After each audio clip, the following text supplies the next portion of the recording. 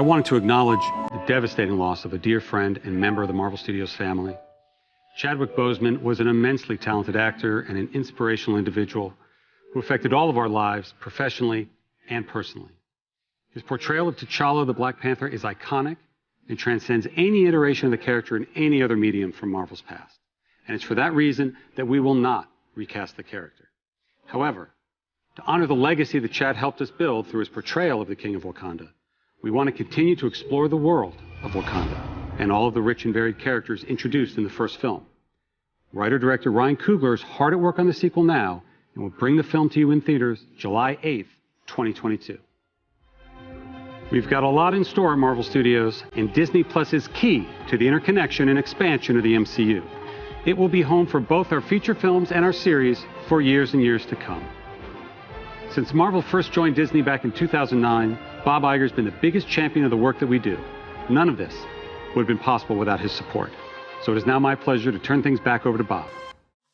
Welcome back, everyone. This is going to be my new Marvel Black Panther 2 movie video. Obviously, Kevin Feige has been talking a lot about what's going on with the new version of Black Panther 2 that Ryan Coogler is working on right now. So I'll explain what he said and what it means about the future of that franchise, what he's talked about the characters, what it's going to explore, how the story has changed, and how that's tied up in the future of the MCU with the other movies like Fantastic Four and Avengers 5. So if you're new to the channel, we're doing a giveaway for Disney Plus memberships because of WandaVision starting. All you have to do to enter is just be a subscriber and let me know what you want them to do with the future Black Panther movies, because of course there will be more sequels. Probably the biggest thing that he talks about there, the biggest revelation, is that they will not recast Chadwick Boseman as T'Challa. So there obviously will be more Black Panthers. He doesn't say that they won't have more Black Panthers. He's saying that they won't have more T'Challas. They won't bring in another actor, and in a separate video recently when he was doing WandaVision interviews, he also addressed that they wouldn't have a CG version of Chadwick Boseman. They're not going to do any kind of Star Wars Rise of Skywalker or Carrie Fisher situation where they try to rework a digital version of them into scenes with other actors.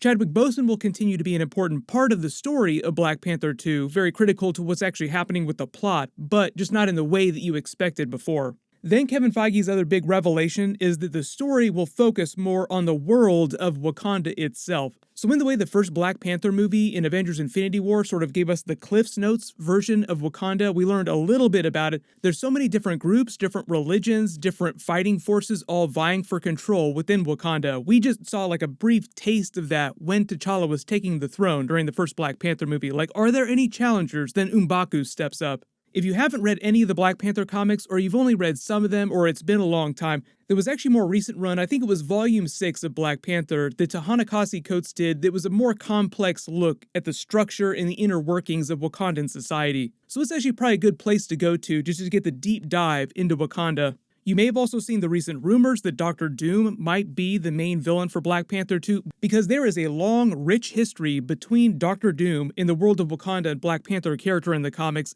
as well as a really deep connection to the Fantastic Four with the Black Panther character. In fact, if you're not a big comic book reader in general, the Black Panther character debuted for the first time in the comics in Fantastic Four number 52. And during that big Disney Plus presentation that Kevin Feige did for all the different shows and the upcoming movies, right after he dropped this teaser for what's going on during Black Panther 2, he did the big revelation about their new version of the Fantastic Four movie. So he's mentioning new MCU Fantastic Four and Black Panther 2 in the same breath, meaning that those movies will probably share some sort of connection, at least on a surface level, even if the new Fantastic Four movie doesn't come out till a couple movies after Black Panther 2. Because Black Panther 2 is firmly summer 2022, and we're probably not going to see Fantastic Four until 2023, maybe like a year later.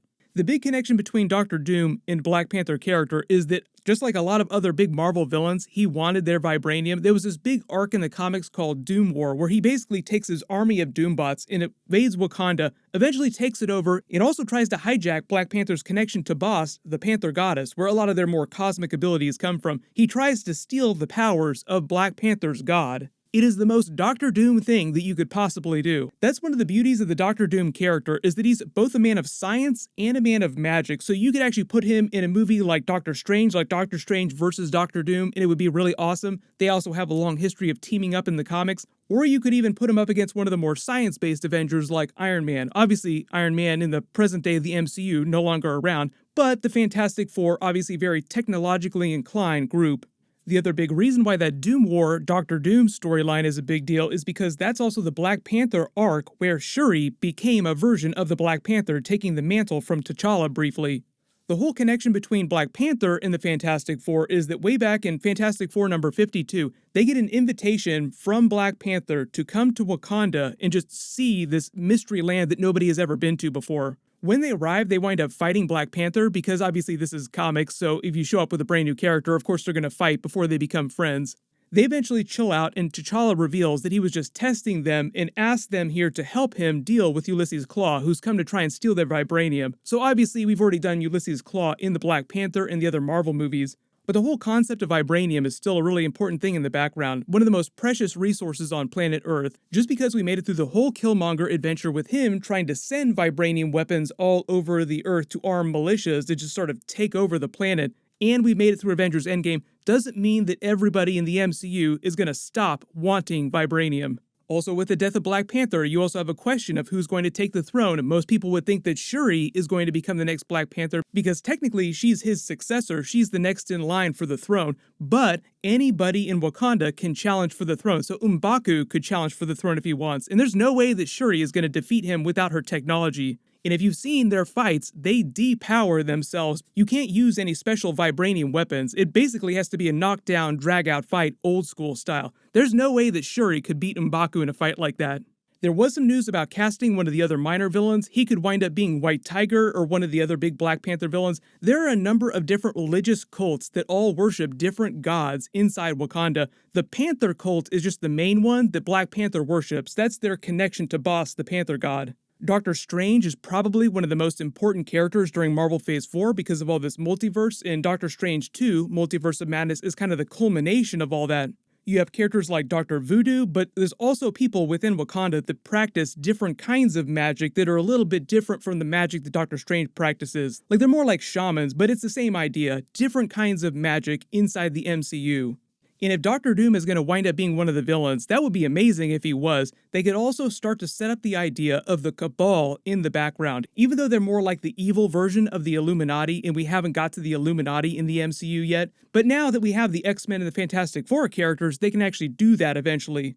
Strangely enough, nobody asked Kevin Feige any questions about Illuminati, but they did ask him about Avengers 5, and he's like, oh yeah, that's a pretty cool name, Avengers. Maybe we'll use it again for some movies. Like, hell yeah, we're gonna do more Avengers movies. Avengers movies for Disney are kind of like licenses to print money, so there's no way they're ever gonna stop making Avengers movies. The whole idea, though, with the Black Panther franchise is that before Chadwick Boseman passed away, he was going to become one of the linchpins of the MCU going forward into Marvel Phase 4, Phase 5, through all the X-Men, the Fantastic Four stuff, all the bigger Avengers Secret War stuff down the line. He was probably one of their most important characters next to Spider-Man. They'll be filming the Black Panther 2 movie before too long, so we'll hear more news about castings and who the villains are going to be and how they're going to invoke all these X-Men characters, because around the time that Black Panther drops, around the time of the Fantastic Four movie, that's when we're going to see the transition from Marvel Phase 4 to Marvel Phase 5. And Marvel Phase 5 is really where you'll see the rebooted version of the X-Men start running around a lot. But I am expecting them to introduce a lot of Fantastic Four stuff, Easter eggs, and X-Men Easter eggs mutants before that, especially starting in the WandaVision series. My full WandaVision episode videos are going to start posting on Friday. It'll be a weekly show, so make sure you have alerts enabled for my channel so you don't miss any of those. Everyone let me know in the comments though, what do you just want them to do with the Black Panther character and their franchise going forward if we have all this big Fantastic Four and X-Men stuff spinning up into Secret Wars eventually? While you wait for everything, everyone click here for that brand new WandaVision episode 1 scene, and click here for that brand new Marvel Fantastic Four teaser video. Thank you so much for watching, everyone stay safe, and I'll see you in the next video.